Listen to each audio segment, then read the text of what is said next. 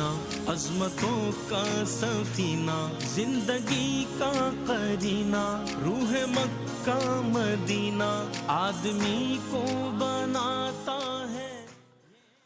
الحمدللہ رب العالمین والصلاة والسلام علی سید الانبیاء والمرسلین۔ انشاءاللہ رئیس بھائی میں جوائن کریں گے۔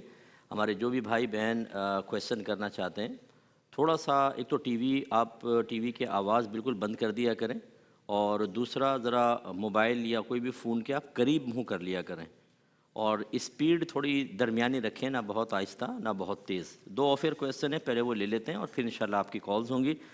یہ کسی نے پوچھا ہے کہ کیا ایک مسجد میں رش کی وجہ سے 2 جمعے ہو سکتے ہیں کہ نہیں؟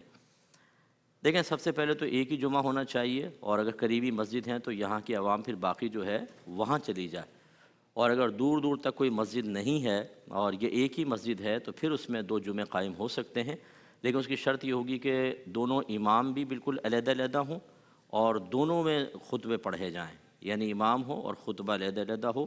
اگر ایک ہی امام 2 جمعے پڑھائے گا تو پہلا جمعہ تو ہو جائے گا، دوسرا جمعہ نہیں ہوگا، اس کا خیال رکھیں۔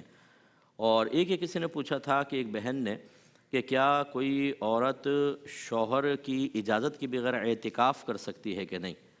تو دیکھیں، جو سنت موقدہ اعتکاف ہے جو رمضان کے آخری عشرے میں ہے، یہ ہسبینڈ کی اجازت سے ہی کر سکتی ہے۔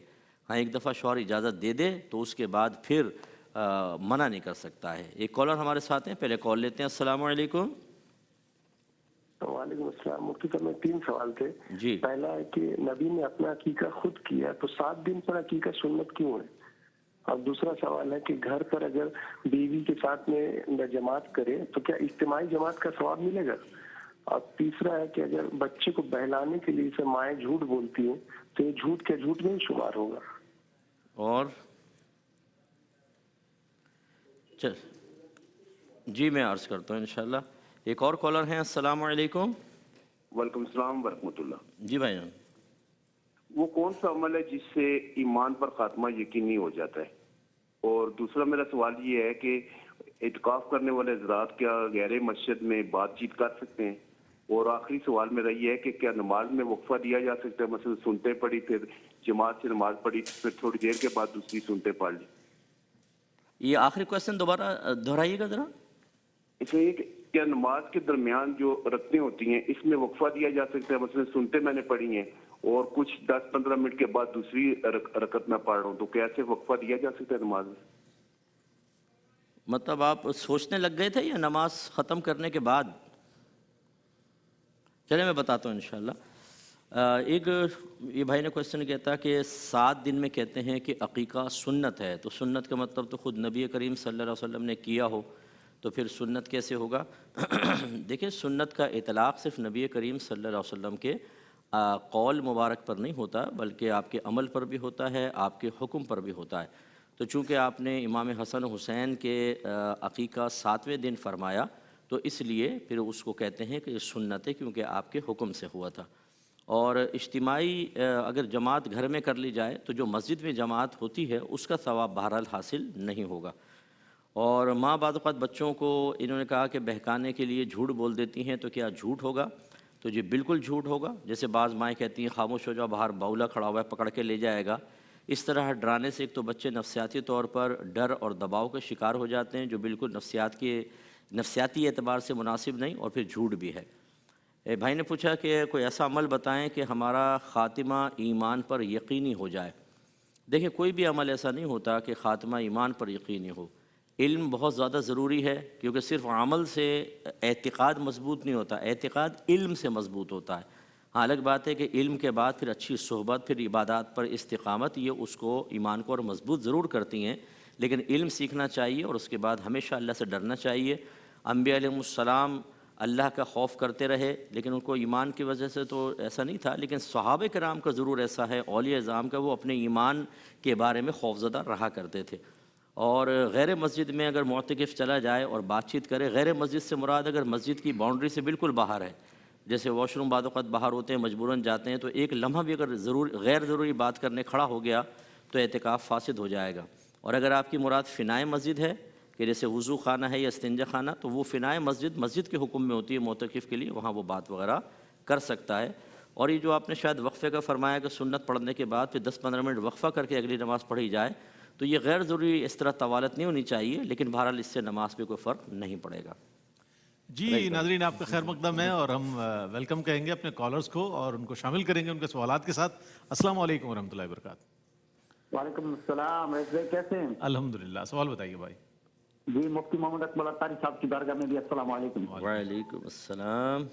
جی ایسے ہی میرا سوال ہے کہ مفتی صاحب، مفتی اکمل سے، کہ کیا اذان کا جواب دینا سنت ہے، واجب ہے؟ اگر حی علی الصلاۃ، حی علی الفلاح آ جائے یا صلاۃ خیر من النوم آ جائے تو اس میں کیا پڑھا جائے؟ ٹھیک ہے جناب، شامل کرتے ہیں۔ ایک اور کالر ہے۔ السلام علیکم۔ السلام علیکم، وعلیکم السلام۔ فرمائیے۔ مفتی صاحب، جی جی، سوال بتائیے۔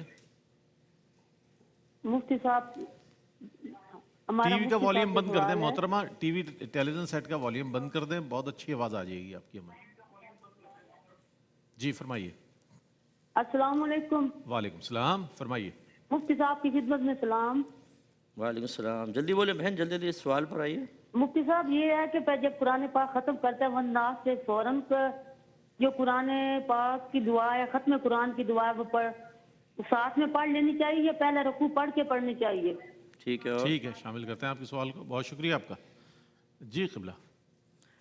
جی حضرت، یہ اذان کا جواب جو ہے یہ دو طرح کا ہوتا ہے۔ ایک اپنی زبان سے الفاظ کو دہرانا، یہ قولی جواب کہلاتا ہے، اور ایک ہوتا ہے کہ اذان سننے کے بعد جماعت کے لیے حاضر ہونا، مرد کے لیے، یہ عملی جواب ہوتا ہے۔ تو تحقیق یہی ہے کہ قولی جواب مستحب ہے اور عملی جواب واجب ہوتا ہے۔ ٹھیک ہے۔ اور حی علی الصلاح، حی علی الفلاح کے جواب میں کہیں گے لا حول ولا قوت الا باللہ۔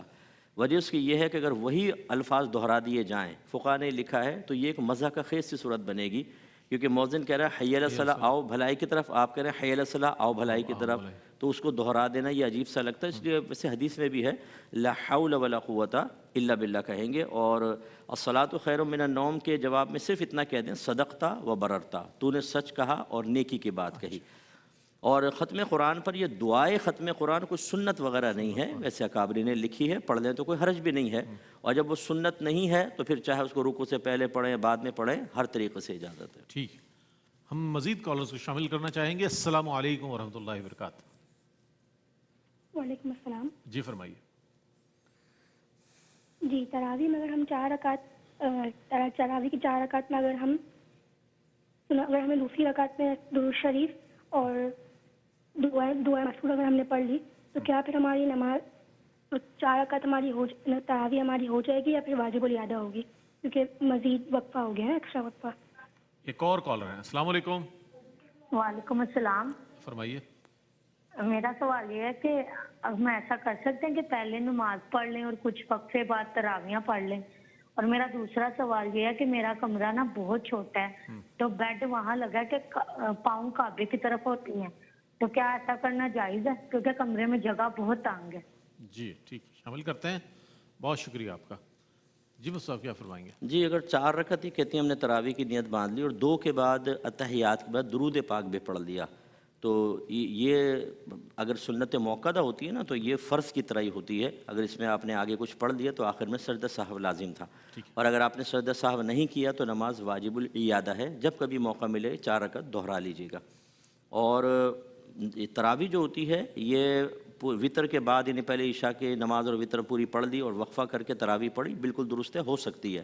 اگرچہ مستحب یہی تھا کہ پہلے فرض سنت نفل پڑھ کر تراویح پڑھیں اور آخر میں وطر پڑھیں، لیکن اس کو بعد میں بھی کر لیا تو کوئی مسئلہ نہیں ہے۔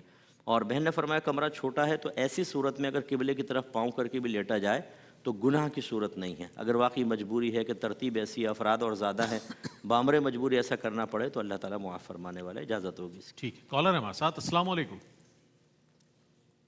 السلام علیکم۔ السلام علیکم۔ وعلیکم السلام۔ جی سوال بتائیے۔ سوال زکوٰۃ کے بارے میں پوچھنا ہے کہ جو ہم پہنتے ہیں زیور، اس کی زکوٰۃ ہوتی ہے؟ ٹھیک ہے، یہی سوال ہے بس؟ ٹھیک ہے ٹھیک ہے، شامل کرتے ہیں۔ مفتی صاحب جو پہنا ہوا زیور ہے کیا اس میں جی زکوٰۃ؟ جی بالکل، استعمالی زیور پر ہمارے نزدیک زکوٰۃ ہے۔ امام شافعی اس کو کپڑوں پر قیاس کرتے ہیں کہ جیسے کپڑے پہنتے تو اس پر نہیں ہے، تو استعمالی زیور پر نہیں ہے، لیکن ہمارے نزدیک دلیل وہ حدیث ہے کہ نبی کریم صلی اللہ علیہ وسلم نے ایک عورت کو دیکھا کہ اس نے زیور پہنا ہوا تھا، تو رحمت کونین صلی اللہ علیہ وسلم نے فرمایا کہ کیا تم اس کی زکوٰۃ نکالتی ہو؟ انہوں نے عرض کی کہ نہیں. فرمایا اگر نہیں نکالو گی تو ایسا ایسا ہوگا، یعنی آخرت میں سزا ہوگی. تو انہوں نے اسی وقت وہ زیور اتار کر نبی کریم صلی اللہ علیہ وسلم کے حوالے کر دیا تھا. تو استعمالی زیور پہ بہرحال زکوٰۃ ہوتی ہے. اچھا ایک سوال ضمناً اس میں مفتی صاحب یہ بھی ہے کہ حالات کے پیش نظر لوگ اور بہت عرصے سے زیور رکھا ہوا ہوتا ہے، اس کی موجودہ قیمت کا اندازہ نہیں ہوتا، نہ اس کے اوزان کا اندازہ ہوتا ہے، تو ایسی صورت میں کوئی اپروکسیمیٹلی کوئی ایسی رقم جو اس کے مطابق ادا کر دیا ہے، کوئی ایسی صورت ہے اس میں؟ دیکھیں رقم تو اس وقت ادا کریں گے جب اس کا صحیح کوئی اندازہ ہوگا، اور اس کے طریقہ یہ ہے کہ اس کے کیرٹ وغیرہ معلوم کر لیں، اور بعض اوقات مشین دے دیتے ہیں سونار نا کہ گھر پہ آپ وزن کر لیں، تو گھر پہ لا کے اس کا وزن کر لیا جائے، پھر اس کے زکوٰۃ کا حساب اس کے حساب سے، یعنی پھر تو قیمت کے پیسے سے آپ دے سکتے ہیں، لیکن کم از کم سونے کا حساب ہو. اس میں یہ ہو سکتا ہے کہ آپ کم اندازہ کر لیں اور زکوٰۃ پوری ادا نہ ہو تو پھر آپ گناہ گار ہوں گے. ٹھیک ہے. اچھا کالرز بھی ہمارے ساتھ. السلام علیکم. وعلیکم السلام. آواز آ رہی ہے؟ بہت اچھی آ رہی ہے، آپ سوال بتائیے.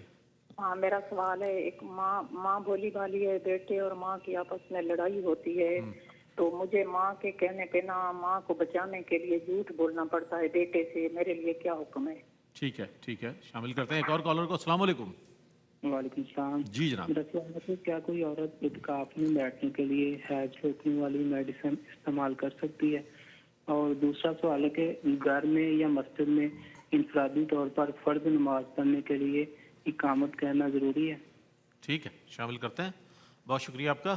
جی صاحب کیا فرمائیں؟ دیکھیں یہ شاید کیا کہا تھا کہ ماں بھولی بھالی ہے، ان کو بچانے کے لیے جھوٹ بولنا، بیٹے سے جھوٹ بولنا، بیٹے سے جھوٹ بولتے ہیں. تو بہرحال یہ جھوٹ ایسے مقام پر جائز نہیں ہوتا، وہ تب ہوتا ہے کہ جب کسی کی جان کا خطرہ ہو، کوئی مار دے گا، عضو تلف کر دے گا، تو پھر وہاں پر غلط بیانی کی اجازت ہو سکتی ہے. ایسی لیکن جھگڑوں کے اندر توریہ کر سکتے ہیں. توریہ کا مطلب ہوتا ہے کہ ایسے الفاظ ادا کرنا کہ آپ کچھ مفہوم لے رہے ہیں، سامنے والا اس کا ظاہر کو مراد لے کے دوسرا مفہوم لے لے.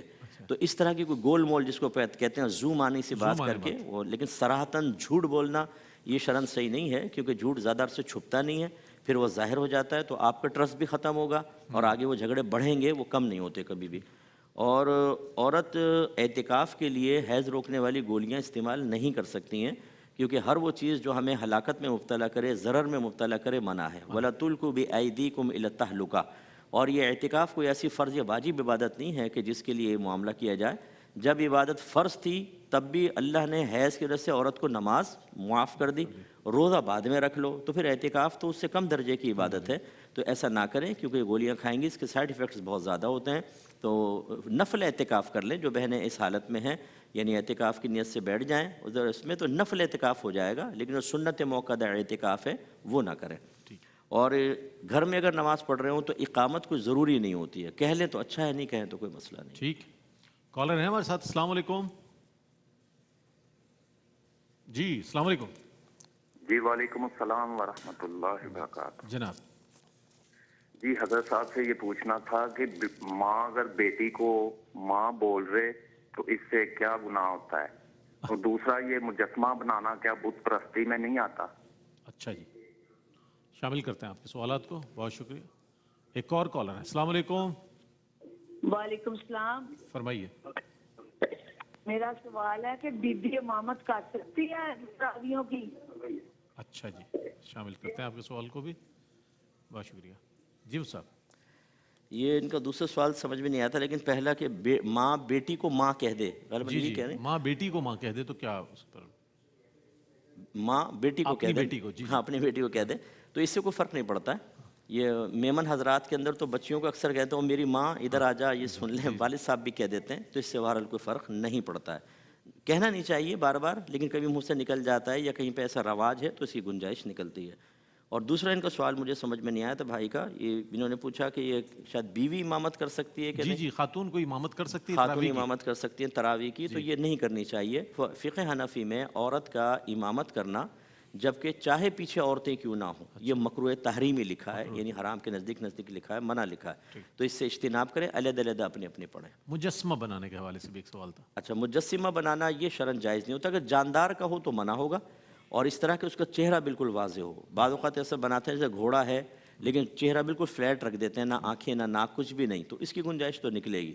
لیکن باقاعدہ اگر اس کا چہرہ بنے گا نمایاں ہوگا تو پھر یہ منع ہوگا، اور غیر جاندار کے بنانے میں تو کوئی حرج نہیں ہے، جیسے مسجد وغیرہ کے بنا لی۔ ایک سوال اور کنٹرول روم میں آ گیا مفتی صاحب، وہی زکوٰۃ پر، کہ جو سونا پرانا رکھا ہوا ہے تو پرانی قیمت کے مطابق اس کی کیلکولیشن کی جائے، یا پرانے سونے کو بھی نئی قیمت کے لحاظ سے قیمت لگا کر اس پر زکوٰۃ دی جائے؟ دیکھیں بہتر اس میں یہ ہوتا ہے کہ آپ اس سونے کی کو سونار کو دکھا کر قیمت لگوائیں کہ میں یہ بیچنا چاہتا ہوں، کتنے کا ہوگا۔ وہ پرانا سونا بڑا خالص ہوتا ہے، اس کی قیمت بہت اچھی ہوتی ہے، بہرحال جو سونار بتائے گا، کیونکہ وہ اپنی کٹوتی بھی کچھ کرتے ہیں، اس کے بعد جو اس کی قیمت لگے گی وہ اس کی آپ زکوٰۃ نکالیں گے۔ ٹھیک ہے۔ اچھا ایک چیز اور بھی اپنے مفتی صاحب کے لوگ جو ہے نا فارم جمع کرا دیتے ہیں بینک میں، اور وہاں سے زکوٰۃ جو ہے اس کا ڈکلیریشن فارم لے لیتے ہیں کہ بھئی ہم زکوٰۃ نہیں کٹوا رہے، اور جو لوگ جن کی کٹ جاتی ہے وہ اس تذبذب میں رہتے ہیں ہماری زکوٰۃ ادا ہوئی نہیں ہوئی، تو اس حوالے سے بھی فرمائیے گا کچھ۔ جی ہمارا مشورہ تو یہ ہوگا کہ دیکھیں بینک جو ہے وہ تمام شرعی تقاضے پورے نہیں کر سکتا، ہزاروں لوگ اس سے وابستہ ہوتے ہیں، اگر وہ زکوٰۃ کارڈ بھی لے گا تو ان زکوٰۃ کا کیا صحیح مصرف ہے یا نہیں ہے، صحیح جگہ لگی نہیں لگی، یہ ہمیشہ شک و شبہ باقی رہے گا۔ اس لیے اس طرح کا فارم ہوتا ہے، اس کو فل کر کے آپ، جس میں کوئی غیر شرعی چیز نہ لکھی ہو تو فل کر کے منع کر دیں کہ بھئی زکوٰۃ ہم خود نکالیں گے، آپ نہ نکالیں۔ اچھا، اور اگر جن کی کٹ گئی ہے ان کی ادا ہوئی نہیں ہوئی؟ مطلب ہم تو عدم ادائیگی کا ہی حکم دیتے ہیں کہ دوبارہ ادا کی جائے اس کو۔ ٹھیک ہے، ایک کالر ہے ہمارے ساتھ۔ السلام علیکم۔ وعلیکم السلام جناب سوال بتائیے۔ سر میں نے سوال کیا ہے کہ یہ 7ویں 10ویں کا ختم دلانا جائز ہے کہ نہیں جائز؟ ٹھیک ہے جناب، شامل کرتے ہیں آپ کے سوال کو۔ جی مفتی صاحب کیا فرماتے ہیں؟ کون سا ختم ہے؟ یہ 10ویں کا ختم اور یہ سوئم کا ختم۔ یہ جی اگر اس صحیح نیت کے ساتھ ہو تو اس میں کوئی حرج نہیں ہے، کھانا اللہ کی رضا کے لیے بنے گا، اللہ کا ہی قرب مقصود ہو، ثواب بھی صرف اللہ تعالیٰ دے گا، اور بس نیت یہ ہو کہ جو ہم کھانا وغیرہ کھلائیں گے جو اس کا ثواب ملے گا فلاں کو ہم ایصال کر رہے ہیں، اگر ایسا کریں تو کوئی حرج نہیں ہے، اور اس کے لیے پھر کوئی خاص وقت مقرر کر لینا، 3رے دن 10ویں دن، اس میں کوئی حرج نہیں ہے۔ ہر مکتب فکر اپنی مسجد میں جماعت کے اوقات اپنی طرف سے مخصوص کیے ہوئے ہیں، نبی کریم نے تو نہیں فرمایا۔ اس کا کیا ثبوت ہے؟ جو اس کا ثبوت ہے وہ اس کا ہے، اگر اس کا نہیں ہے اور پھر بھی جائز تو اس کا نہیں ہے پھر بھی یہ جائز، تو یہ ہمیشہ ذہن میں کیا اچھی توجیہ مفتی صاحب نے دے دی ہے۔ ایک اور کالر ہے ہمارے ساتھ۔ السلام علیکم۔ وعلیکم السلام، میرا نام خبیب ہے اور میں مفتی صاحب سے سوال کرنا چاہتا ہوں۔ جی جی۔ اچھا، میں یہ پوچھنا چاہتا ہوں کہ شرعی اصطلاح جو ہے ہم یوز کرتے ہیں واجب اور سنت موقدہ، اس کے اندر کیا فرق ہے، اور اس کے اندر مطلب فرض واجب میں کیا فرق ہے؟ مطلب یہ کہ سنت موقدہ اگر چھوڑ سکتے ہیں یا واجب چھوڑ سکتے ہیں، یا ان میں سے کس کی قضا ہوگی کس کی نہیں ہوگی، یہ جنرل میں پوچھنا چاہتا ہوں۔ ٹھیک ہے جناب، شامل کرتے ہیں۔ جی صاحب یہ تو خود بھی دیکھیں ان میں 2 طرح کے فرق ہوتے ہیں، ایک ثبوت کے اعتبار سے ہوتا ہے، ایک حکم کے اعتبار سے ہوتا ہے۔ فرض جو ہے وہ ایسی دلیل سے ثابت ہوتا ہے جس میں کوئی شک و شبہ نہ ہو، وہی جیسے ہم نے بات کی تھی کہ وہ قطعی الثبوت قطعی الدلالہ ہے، اور واجب جو ہے وہ ظنی دلیل سے ثابت ہو سکتا ہے، اور سنت موقدہ بھی ظنی دلیل سے ثابت ہوتی ہے۔ حکم کے اعتبار سے فرق یہ ہے کہ واجب کا ترک گناہ کبیرہ، فرض کا ترک گناہ کبیرہ، واجب کا ترک گناہ صغیرہ، اور سنت موقدہ کا ترک 1-2 بار برا ہے، گناہ نہیں، لیکن گناہ اس کی ترک کی عادت بنا لیں گے تو پھر وہ بھی گناہ صغیرہ میں آتا ہے، اور بار بار گناہ صغیرہ کریں گے تو وہ کبیرہ بھی بن جاتا ہے۔ کبیرہ بھی بن جاتا ہے۔ ٹھیک ہے مفتی صاحب، آپ کی تشریف آوری کا بہت شکریہ۔ ناظرین محترم، آپ پوری دنیا سے ماشاءاللہ شامل ہوتے ہیں، اور یہ بہت اچھی بات ہے کہ آپ اپنے مسائل کو لے کر ARYQ TV کی اسکرین تک آتے ہیں تاکہ آپ کو جوابات بھی تسلی بخش قرآن و حدیث کی روشنی میں مل جائیں۔ انشاءاللہ یہ سلسلہ انتہائی رمضان تک جاری و ساری رہے گا۔ اس کے ساتھ ہی اپنے میزبان محمد رئیس احمد کو اجازت دیجیے۔ اللہ حافظ۔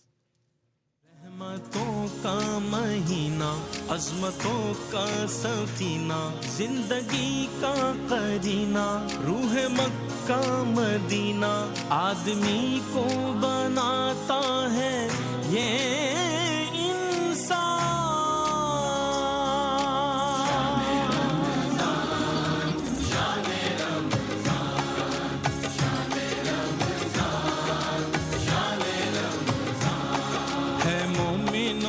دل کا اجالا شان رمضان، ہے مومنوں کے دل کا اجالا شان رمضان، ہے سارے مہینوں سے